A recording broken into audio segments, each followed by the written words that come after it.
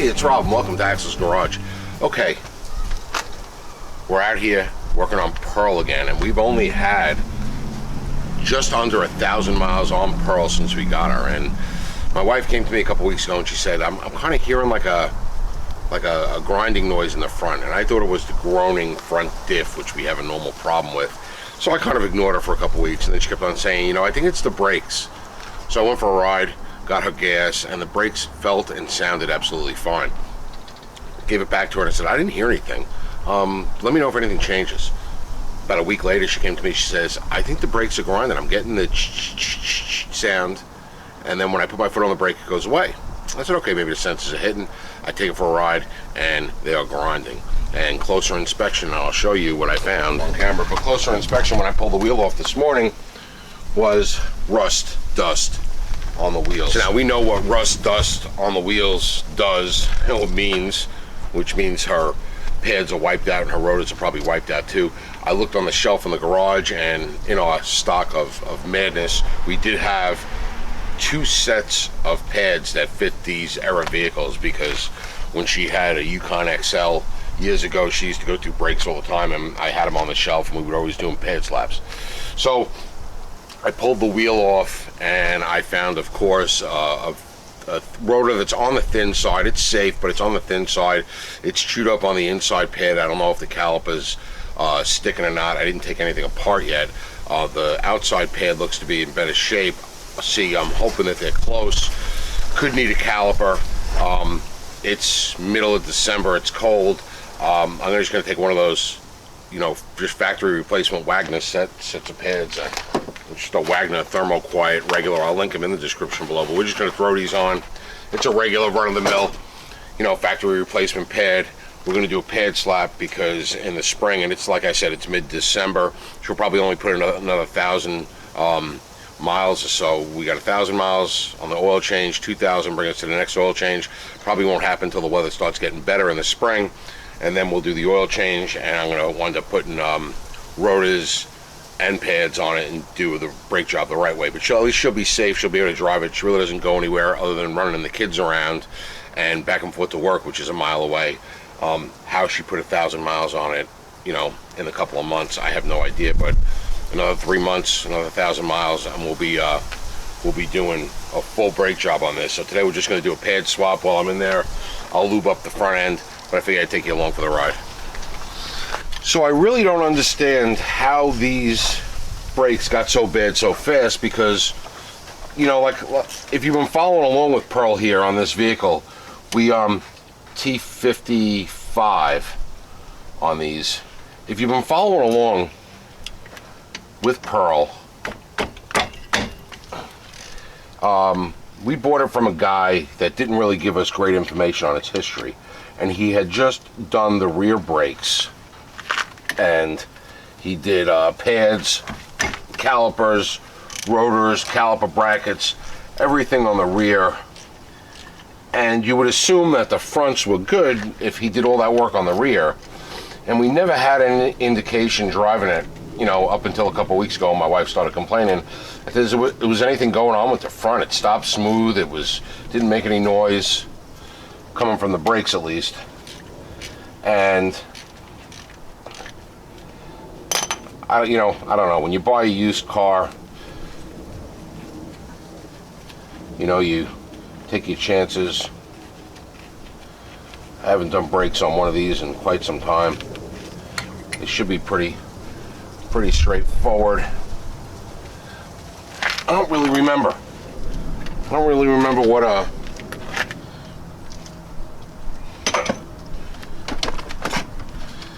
don't remember if there's anything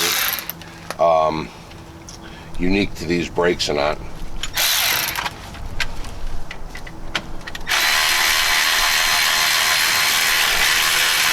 I figure we've had so many of these vehicles, I should be able to do this in my sleep.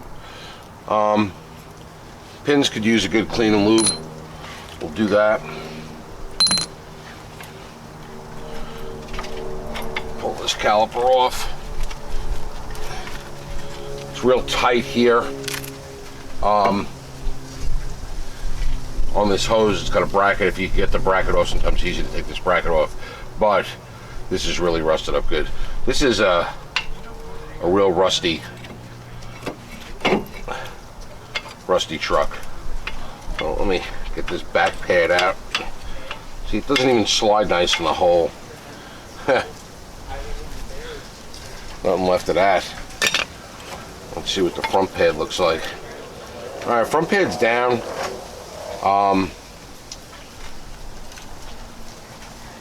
Not hitting the sensor on the outer, I'm saying the front pad, the outer pad, not hitting the sensor. And the back pad, it looks like the sensor's rusted off. So there's our problem. You can see it's a little thinner on the inside than it is here, but it's not unsafe. We'll pull these clips off and we'll clean this up.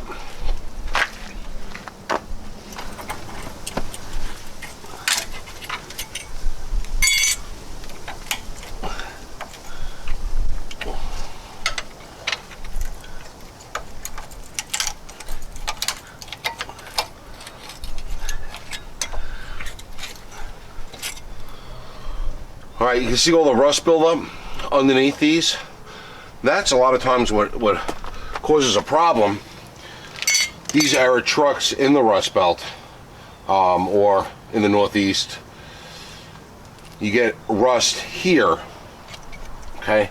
And the rust happens here and it causes these sliders or abatement clips, whatever you call them, I call them sliders, to move up. So I'm exaggerating it. So instead of sitting down flush, the rust forms underneath them, they move up, and that stops the pad from releasing fully. And a lot of times that is what could cause things to wear out prematurely. So what we're going to do is we're going to clean these up with a wire wheel. And if you had the caliper brackets off because you were changing the rotors, it would be even easier. But we're going to get in there with a wire wheel. We're going to clean this up, and then we're going to put some brake lube, any lube really. You could use white grease, you could use brake lube, but anything that won't wash away, and you're going to put them underneath on this and then put the clips over them, and that's going to stop that rust from building up and causing those clips to move inbound, which kind of binds the pads from moving back and forth. And it doesn't stop them so much that they won't apply the brakes because there's so much force in the caliper, but what it does is it screws them up enough where they won't release easily, because the release is a passive thing, not such a mechanical thing. Alright, so you can see here, both of these boots have a tear in them. No signs of any leaks or anything, so these are going to have to get replaced in the spring as well. No leaks or anything. It's sort of like got a double layer on the boot, where there's an upper part and a lower part. The lower part is where they actually seal. We'll push them back in. As long as we don't get any leaks, we're okay for now, and we'll just keep an eye on it, make sure it's not leaking. Alright, so I'm just going to take a small wire wheel on a drill, and I'm going to clean this area up. Let me put my glove flaps on so I don't get all over my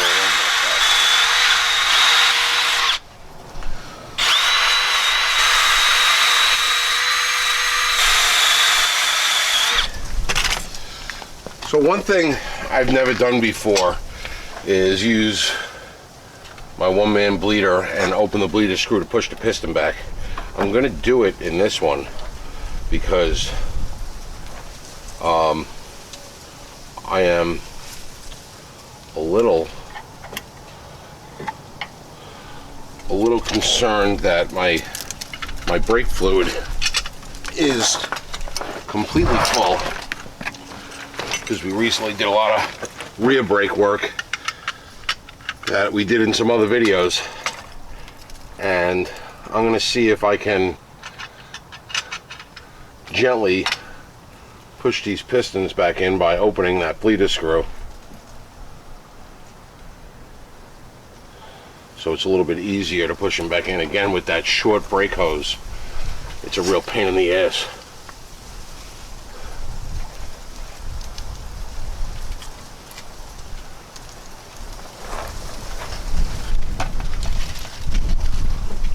I'm making a mess anyway. Here's my little bleeder attachment. Popped off. Trying to be neat. No such luck. having a tough time with the pliers. I'm probably going to have to get a C-clamp. I don't want to go back in. This isn't looking good. If I can't get that piston to go back in easily, we're going to call this a fail, and she's not going to be driving this for a little bit until I can get some parts.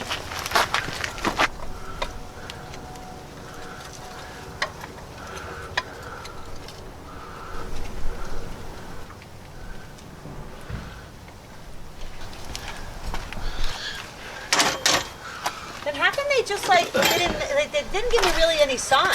I know. It's weird. The road is okay? No.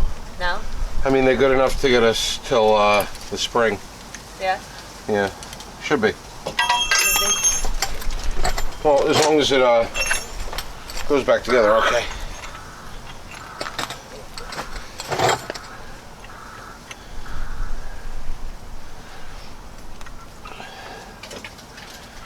So I could pull out my one-man bleeder and make too much of a mess, which is really good for me.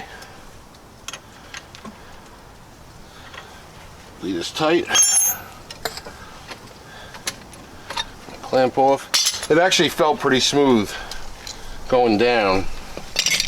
I guess it's just because they were out so far, the angle maybe on the pliers wasn't really good enough, and the rubbers seem to do okay where I'm not gonna pinch anything.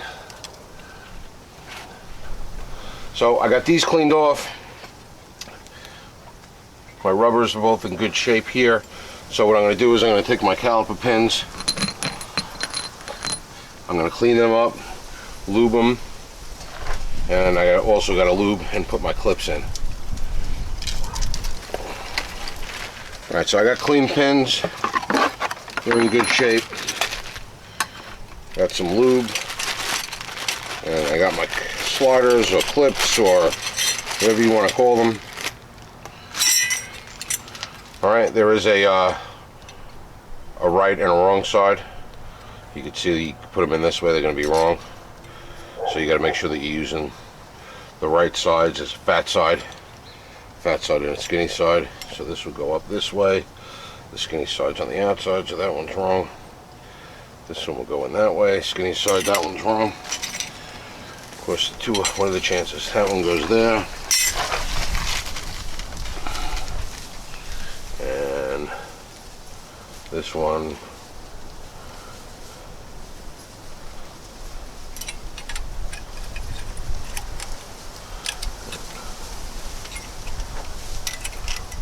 should be a fat side on that one too. No, that's this one. Alright. That one.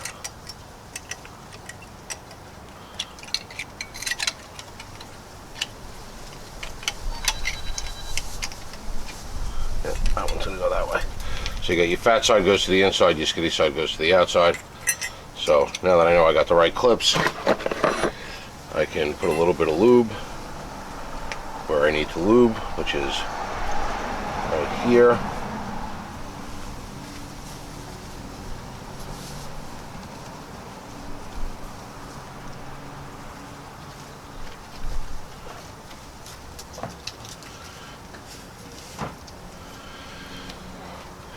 And like I said, the lube here isn't to lubricate, it's to stop the rust from forming.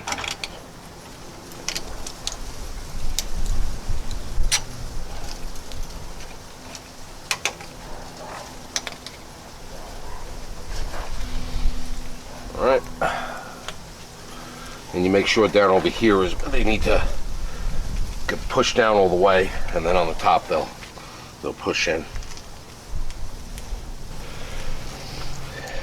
There is a controversy, I guess it could be a little bit of controversy, about whether or not you should lube the sliders themselves. They say lubing the sliders brings the brake dust and everything and makes it stick in there.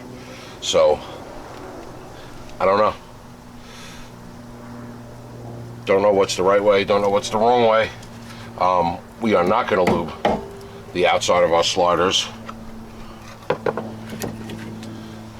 I think trying to keep them clean is the best way. They claim that if you lube them, I mean, there's a lot of, real mechanics that lube them, and there's a lot that don't lube them. What I do is I put a little lube here.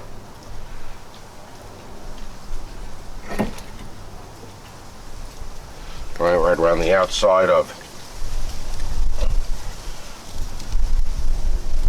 your piston and on the boot. I don't know if that's absolutely necessary anymore. It's more of a thing that helped with preventing noise, and also on the ears of the caliper where they ride on the pads. It was more of a noise prevention thing, but they pretty much figured that out over the years. But when I learned how to do brakes from a real mechanic, this is what he told me to do, and this is what I continue to do, and it's worked for me. A little messy, but it works, and I've been doing it like this, and I'm going to continue to do it like this until somebody tells me that we don't have to do it like this anymore, for real. So, caliper's ready, caliper brackets ready with the sliders, and I'll grab these brake pads. We got 4 pads that are not identical. The outside pad has 2 clips. So here's our outside pad with the 2 clips. So they should slide in. Can be a pain in the ass to get into the caliper bracket sometimes.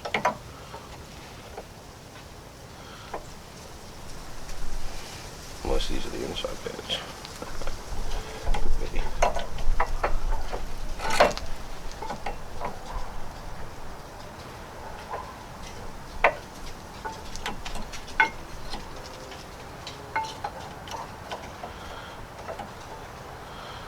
Oh, here we go. It's like a big jigsaw puzzle.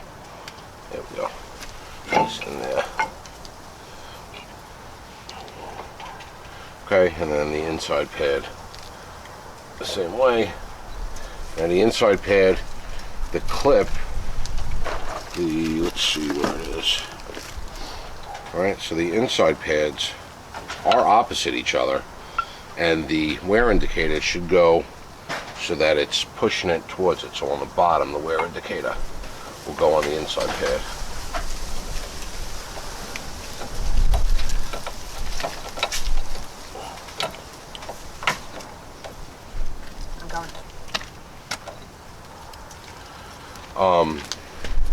You want to take the blue things, or come over here and I'll put them in?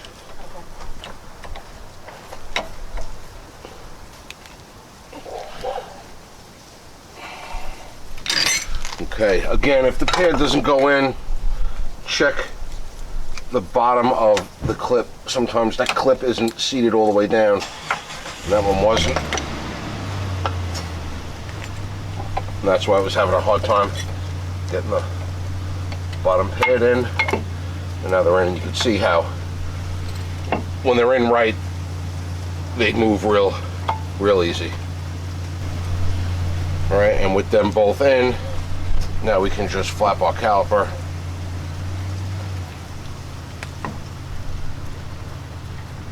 back down and right over the pads.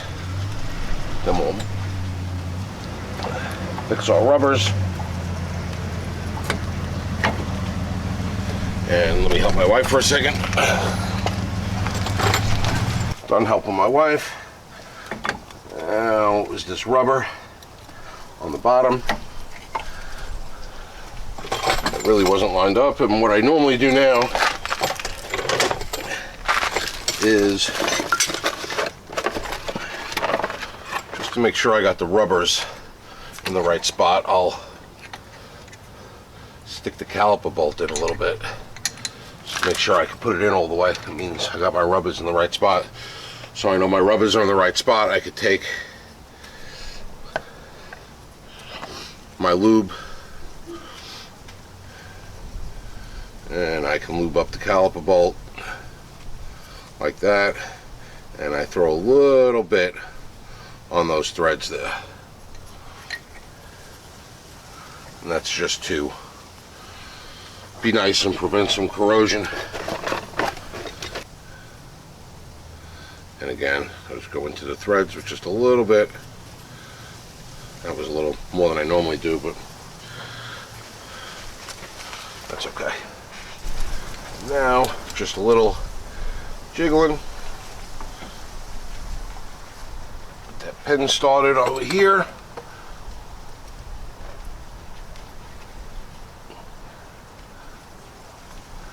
Get that pin started by hand over there. Just make sure you start those pins by hand.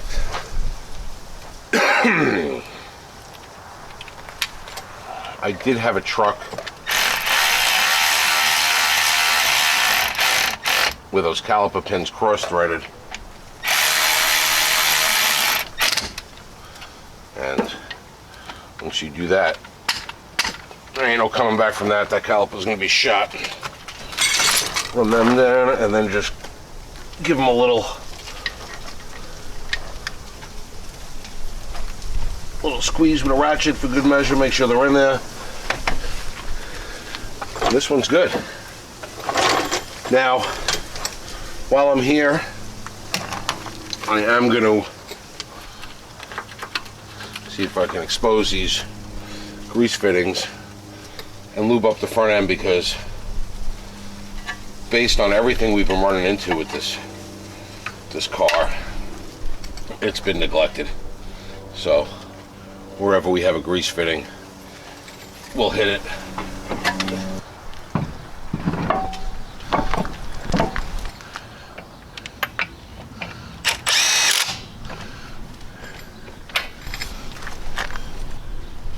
As you can see, I put just a dab of white grease on the lug nut threads also. School of thought is you should never lube lug nut threads, but to be honest with you, I've never had a problem doing it, and things here just rust too much.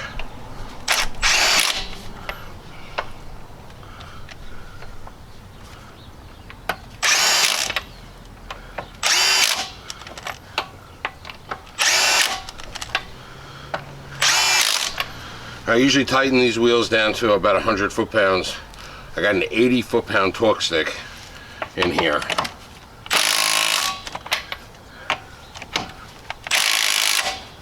I believe that this 80 foot-pound torque stick is probably going to yield me about 100, maybe even a little bit more.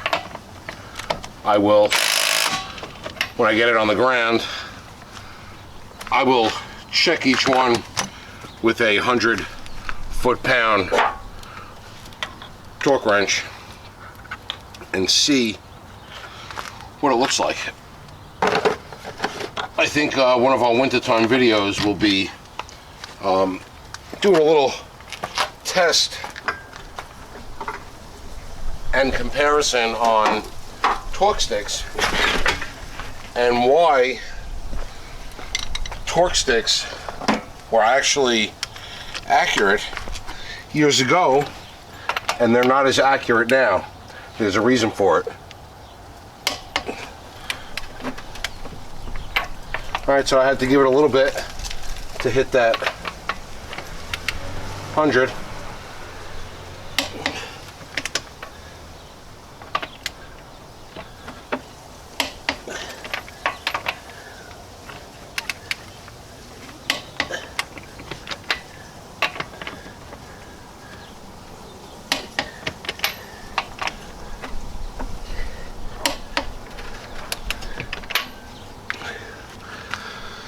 And that is exactly why we check them.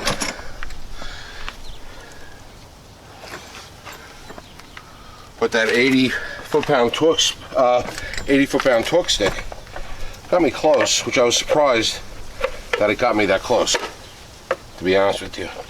I figured that would have hit it about to 100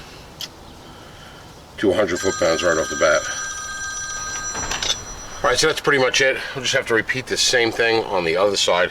I did lube all the grease fittings that I could get to on this side. There's one, the lower ball joint grease fitting points right up into the CV joint. There's no way to get anything on there whatsoever. So that ain't happening at all, and that's probably why they go, because you can't get grease on without taking your CV axle out. But I think she should be okay. I shouldn't say she'll be okay. She'll be okay. There's no signs of any leaks. Those rips in the boots on the caliper are on the after the seal. They're on the part that kind of bubbles out, almost like the edge of a speaker. You know how it's got that little bubbled rubber going around it. So they're not getting any contaminant in there. They're not leaking. The blood okay. Everything seems to be good. We've done a lot of brake work on this truck that we talked about in previous videos. It's been a headache when it comes to brake work on this particular truck, not the other ones that we've had like this. I mean, we've had a ton of this model over the years, and we've never had brake issues like we're having on this one. My wife even came out while I was doing the brakes and said, I don't understand how it could get so bad so fast. It was fine, and then it wasn't fine. So we don't know. The other side doesn't appear to be as bad as far as how badly the pads are worn. They're down, but they're not nearly as bad. We're going to do a pad slap on the other side as well. I don't really like doing the pad slap, but in this situation it seems to make sense for us. It's getting cold. We're going to hit the winter. After the winter, we'll do the oil change, do a complete maintenance on it, and we're going to put in calipers, we're going to put in rotors, and we're going to put in pads and start fresh. The rear's fresh, then the front will be fresh, and she'll be good to go. Hope you enjoyed the video. Questions, comments, concerns? Do you do pad slaps sometimes or all the time until you get a little, especially when you have a rotor that's not out around or giving you a little vibration in the pedal? If you don't feel it, do you slap pads on? I know a lot of people do. I do from time to time, but when I started using some better quality rotors, I was able to do that pad slap and have great results. And then when I started using Power Stop stuff, I haven't had to do a pad slap because we haven't worn out a set of Power Stop brakes yet. And they've worked really well with us. They're not a sponsor. They refuse to sponsor us. But we're still using their products because I like them. And they work well. Even my wife can't wear out a pair of Power Stop brakes. So I'm going to spin the vehicle around. I'm going to finish the brake job. You let me know, like I said, in the comments below what you think. And as always, thanks for watching.